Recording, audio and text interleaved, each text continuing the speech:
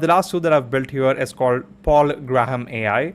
And basically what I've done here is every single essay that Paul Graham has ever written, what I've done is I've scraped this completely using a Firecrawl API.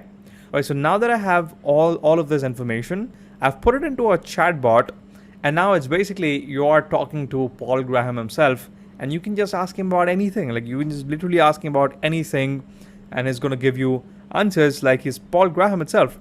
So that's the tool that I've built completely using Firecrawl, and I would like to show you a demo, right?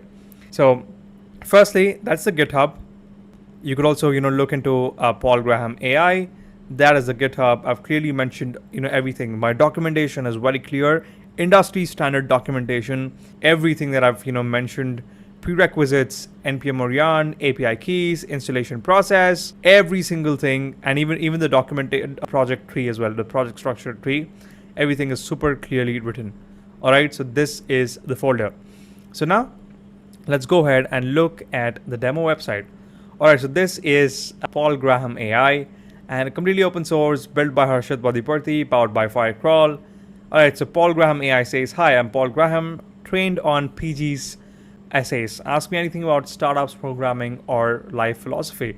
All right, so let's just go ahead and ask this. One of my favorite chapters about the essays is actually superlinear returns. I always, keep listening to, keep reading this superlinear returns. So let's just ask the same thing. All right, let's go ask PG.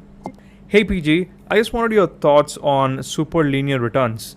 Can you tell me how we can leverage AI tools in the modern age and create like superlinear returns, and how exactly can I do that? Maybe even give me like a small brief of what superlinear returns is, and how do I know if I am achieving superlinear returns or I'm just in a monotonous zone.